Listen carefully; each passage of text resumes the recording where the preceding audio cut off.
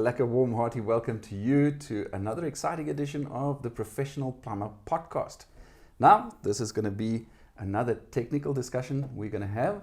I never roll alone for these technical discussions, and as you can see, my co-presenter, my co-host for these technical discussions, Mr. Richard Bailey, has actually joined me in studio today. Richard, how cool is that? Yeah, for the first time, eh? Hey? I've never been in studio for one of these vodcasts. I've been in studio for other stuff, but never a vodcast or a podcast as they used to be called. But so it's all new for me. And as I said to you off air a minute ago, it's usually for me quite easy to read the script, which is right next to my webcam. So I'm not going to be able to read the script, so I'm going to glance down at my notes every now and again. But it's a pleasure, as always. You know, these things, as we've always said, it's just a pleasure. And it's an honor to be able to be in a position to pass on. You know, if you've got a little bit of knowledge to pass on, it's always lucky to eventually give it to somebody that can make use of it. So it's awesome. Thank you for the opportunity. I had a conversation in an episode we did a little bit earlier this morning, that we recorded a little bit earlier this morning, and it was with Nick Jabert of IOPSA, the National Training Manager of IOPSA, and I said to him, and what a privileged position you are to pass down your skills, your knowledge and your experience to the next generation of plumbers. And here we are actually doing the exact same thing. Well, I'm not a plumber, so I can't pass my, but certainly you can, Richard. Yeah, but it's, like I said earlier to you privately, I can't understand how a plumber, I mean, that's my occupation. I'm a plumber by trade, and I mean, I don't know how I landed up here. But I'm honored, I really am, and it's a great thing to be able to do it. You know, it took a couple of years for me to realize that I was in a position to be able to pass down that the information, the knowledge, the technical skills, the ability to explain technical things is a real bonus. It's an asset, and that it could be utilized. And I mean, it's a pleasure. It's an absolute pleasure for me to be here. So thanks. Listen, Richard, and for our listeners and our viewers out there, our audience, today we're talking about choosing the correct materials for above ground drainage. But before we get into the details of that conversation, Richard, I think let's just take a quick break. To our viewers and our listeners out there, please don't go away. Do stay tuned, because Richard and I will be back right after this.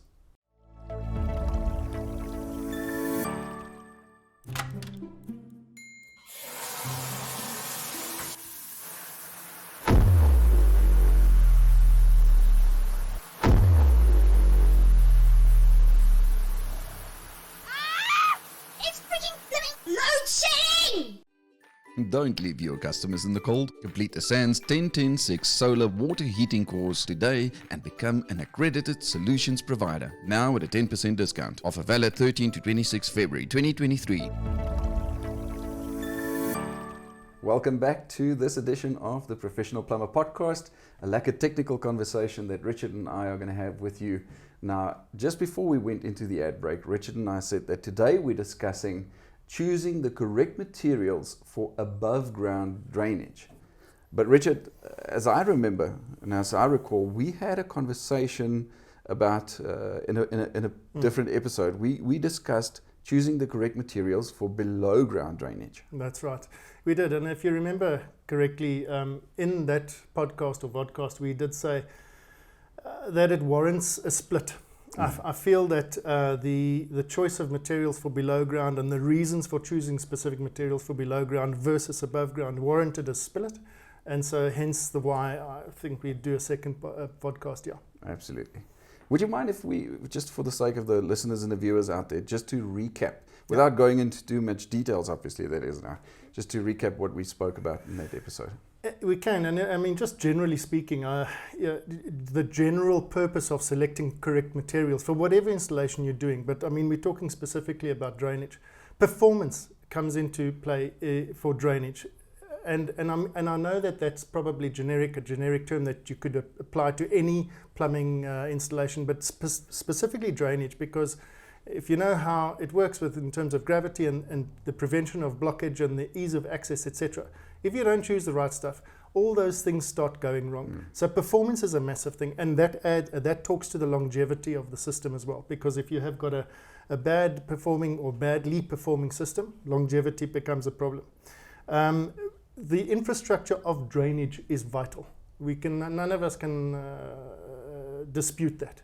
And so it goes without saying that you need to choose a proper, you need to have the correct system in place, and for that to happen, you need to have chosen the correct materials. How to do that? You look for SABS mark, you look for SA watermark, you look for JASWIC listing, or your specific local authority will have approved certain things, and perhaps that is specific to your municipality, which is fine, as long as it's approved there, and that's how to choose the correct things. And then you must be able to determine the specific intended use for the product. Yeah. If you have, that goes without, I'm not going to elaborate, we don't have time, but you need to determine what you're going to be using the product for, and then choose the things specifically. And then lastly, look at what the manufacturers are telling you to do. What is this manufactured to achieve, or what is it manufactured to do, and stick to their guidelines, and stick to those rules, the manufacturer's guidelines. So that's it about choosing the correct materials for below ground drainage. Yeah. Let's have a quick look, and let's at least start the conversation before we go into our next ad break. Let's at least start that conversation about choosing the correct materials for above ground drainage and the importance thereof. And what kind of things can possibly go wrong if you don't use the correct materials for it? Yeah, a lot of people don't necessarily separate below ground versus above ground, and to the layperson, it's pretty much of a muchness, 6 of one, half a dozen of the other. But being above ground, it's exposed to a very different set of circumstances than the below ground is. First one being noise, the noise factor. If you're in a multi-story block and you have stacks and sewer pipes that are going through rooms or down the wall next to a room in a duct, or through spaces where people are, for example, working or living, you don't want to have to hear every single activity that goes on 3 floors above you, every single time somebody flushes, and you can laugh, But if you've ever been in an office block with an exposed sewage pipe, which is not the correct material, and it's all day, you just hear this water running, and so noise is a factor. So that's one thing. The other thing is support. In an underground environment, the pipe is designed to be supported 360 degrees by a proper bedding of soil and 100% of its length.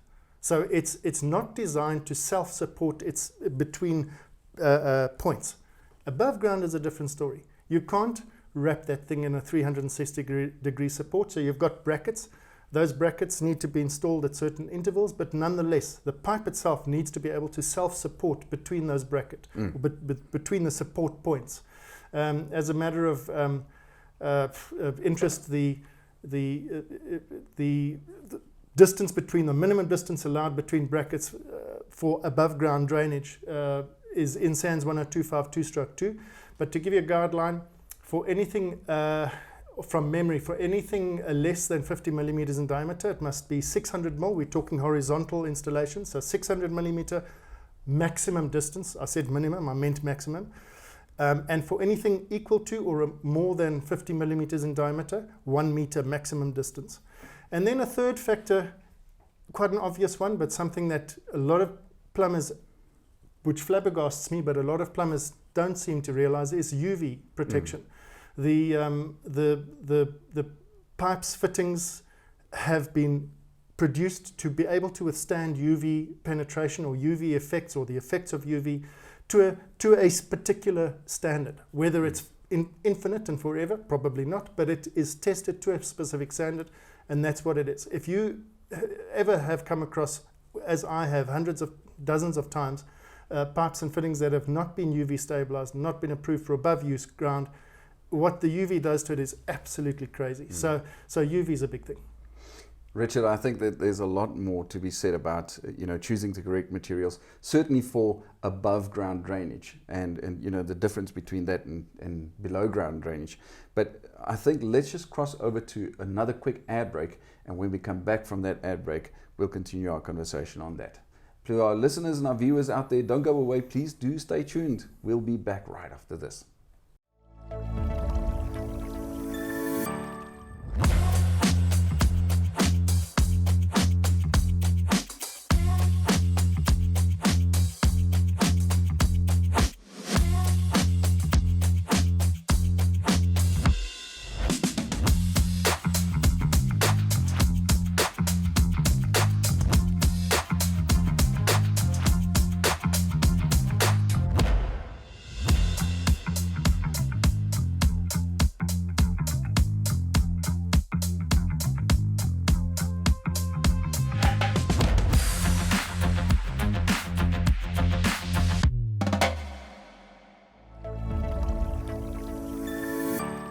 Welcome back. You're still tuned into a lacquer technical discussion right here on the Professional Plumber Podcast with myself and Richard Bailey, my co-host for these technical podcasts. And in this episode, we're discussing specifically choosing the correct materials for above ground drainage. And in the previous episode, Richard and I said that we did discuss choosing the correct materials for below ground drainage. Today, we're talking about above ground drainage. And just before we went into the ad break, we discussed a few of the factors that can be considered, should be considered, and things that can possibly go wrong when you choose the incorrect materials for above ground drainage. Now, Richard, just to very briefly recap what we said that certainly one of the things that we should look at and consider is, the noise, first of all. Yeah. And to me, as a layperson, as a consumer, that was quite surprising. I would never have thought that a material that the pipes and the drainage pipes and things are made of would have any effect on the noise, that would be a disturbance with something that's a factor that plumbers should take into consideration. 100%. The support I could still think of, because you did speak of the support and that every so many millimeters or centimeters there should be because of the weight that it has to carry, and that below ground drainage is supported 360 degrees with that stable swirl around it. And then we also spoke about the most obvious factor is the UV protection, and that above ground drainage is made and designed to resist UV rays and has a longevity. How do you pronounce it? Longevity. Right. Yeah, but when exposed. Certainly there are, and I mean that is, it would just disintegrate eventually over time, I assume, as a layperson, that's what I think, because it's PVC, it's plastic or something like that in most cases. I'm not sure if we still use the old, the clay pipes anymore. But we don't much, no, not these days. That would specifically have been for underground drainage. Clay piping would never have been for above ground. But cast iron is most certainly and HDPE, high density polyethylene, I beg your pardon. So there's a number of materials, but the UV thing, you would usually be able to identify at a glance the difference between an underground and an above ground fitting.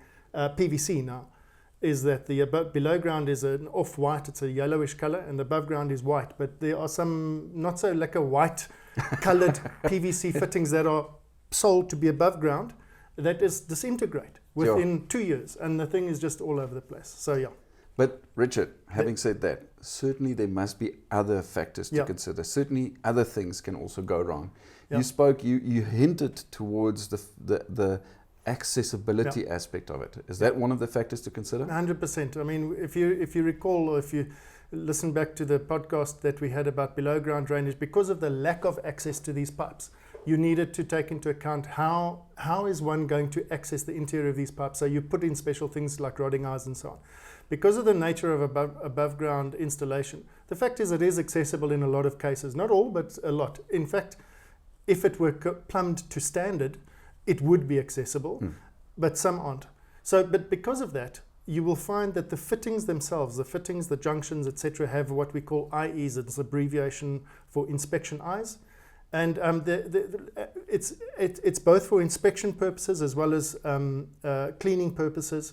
But so the access to above ground drainage is often done through the fittings themselves, which doesn't necessarily hold true for below ground fittings because it's below ground. You can't access. So that's one thing. By the way, it warrants just reiteration that SANS 10252/2 and it's 6.5.1.1, they use specific words, and they say that any drainage system, you must provide ready access to the interior of all pipes. It doesn't say some pipes or most pipes, it says all pipes. And if you and the drainage standard is this thick. So that's just half a sentence from one.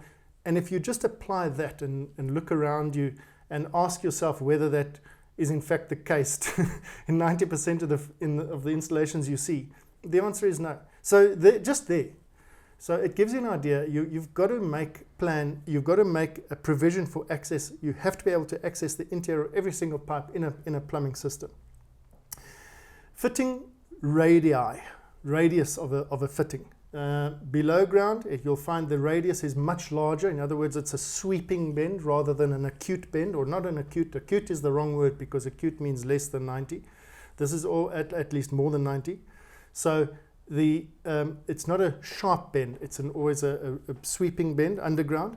Above ground, you have different type of installation. You usually have a vertical stack and you have horizontal stacks joining it in that configuration. And because of that, and if you look at, I'm not going to get into the details, but if you look at the fluid dynamics and how fluids flow from a horizontal into a vertical, and whether or not it blocks this vertical and plugs it and creates a plug which creates a negative pressure above it and a positive pressure below it, without getting into details, the radius makes a difference. The radius of the junction makes a difference as to how this water joins this stack.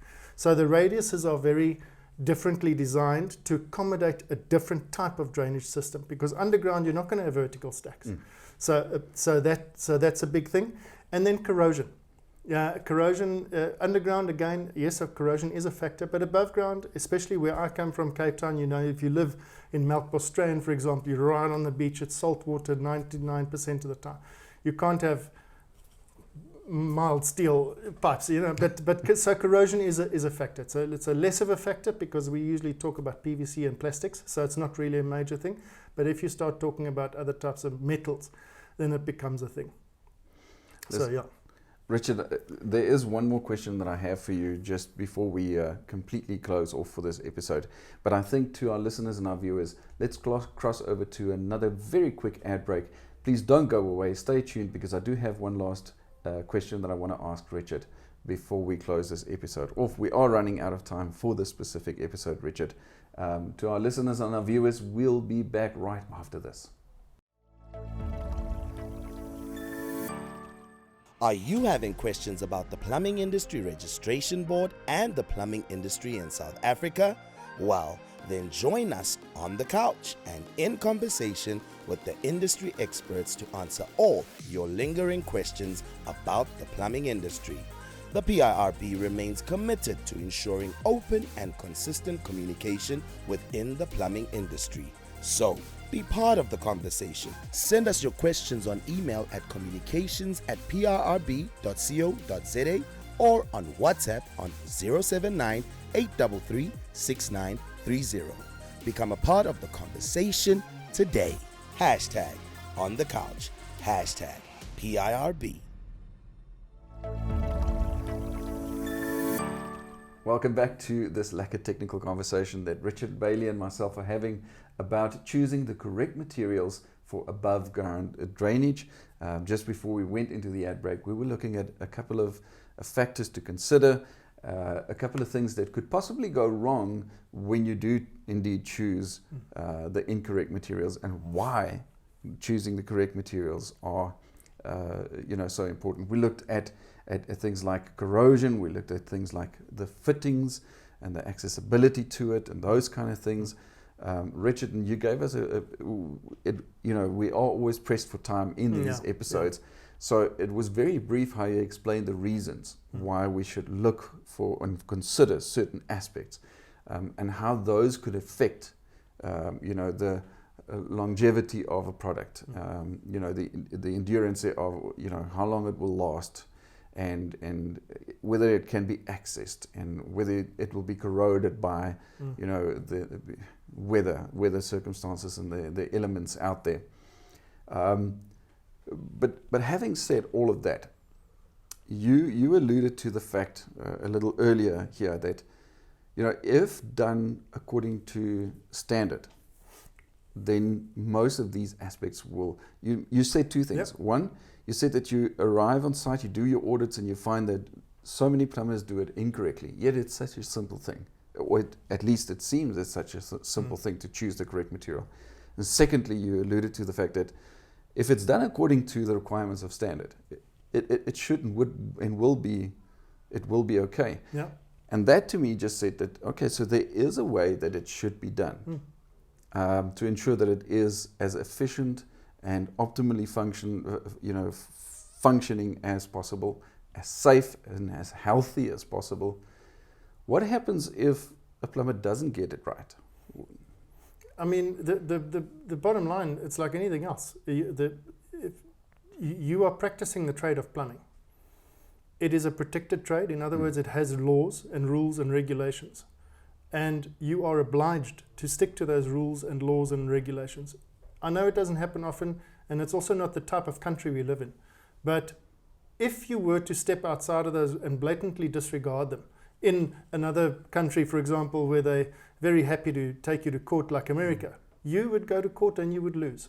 You would need to show that you had done everything in your power to do it according to the requirements. And the requirements is not only a physical manner in which, or a manner of how to install these things, where to put what and so on. It is what to use when installing them. Exactly. So it's a twofold thing. You need to install it according to the way in which it's supposed to be installed, and you must use the correct materials, because that has a whole bunch of knock-on effects itself. So, and if you can't show that you did your due diligence, I mean, if you go and you say, well, hey, it had an SABS mark. Oh, well, then you're off the hook. Then you go further up the chain. But if you go and say, no, I mean, why does that shop sell it if it's not SABS? No, the onus is on you to check that it is approved and that the supply chain is jointly and severally liable, but including you.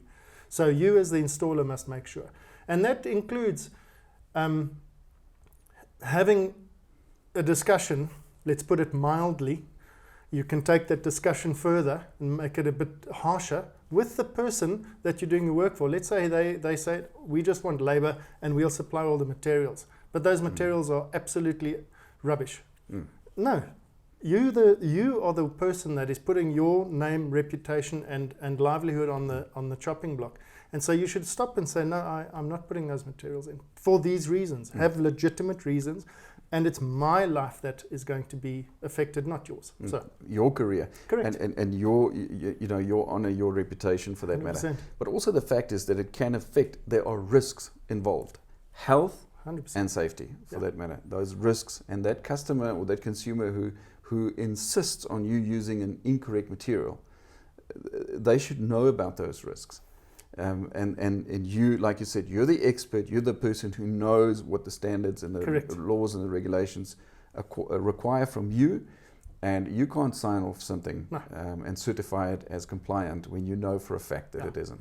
And the same applies, I know we're running out of time, I know we're short of time, but the same applies, Willem, to the manner in which you install things. I know it's not part of this podcast's subject matter, but it bears mentioning. Often the plumber is not at fault when he has to install a stack, for example, a sewage stack in a particular space, because that's the only space that the architect or the designer has left for him.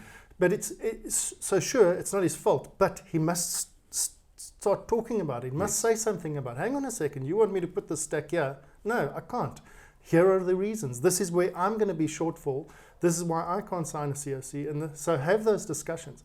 Stop the bus and have a discussion. You don't have to be scared of pointing out factual information. Exactly. It is what it is. Richard, certainly, the plumbers should be confident about it. They've got the backup of the requirements of the standards. They've got the backup of legislation, regulation, and all of those.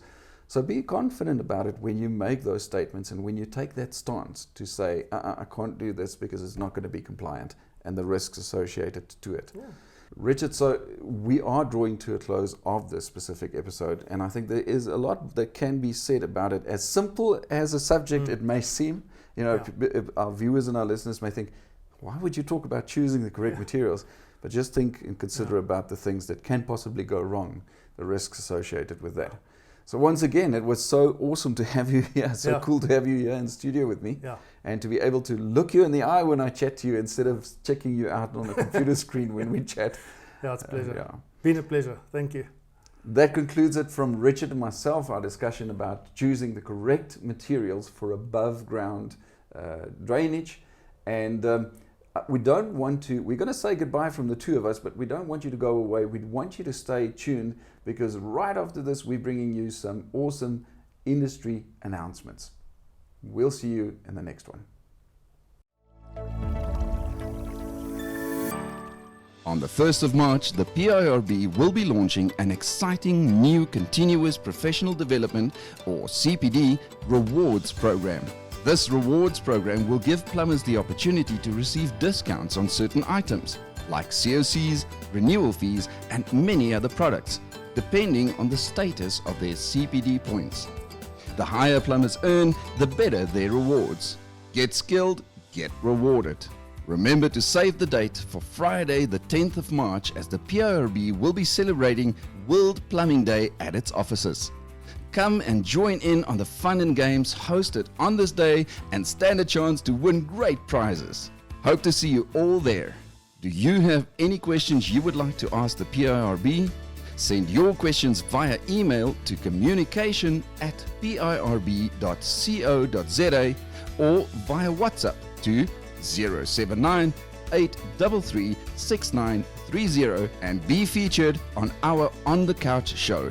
If you would like to advertise on any of the PIRB's video productions, such as this show, contact us via email at marketing@pirb.co.za or call us on 0861 747 275 to book your advertising space or to find out more.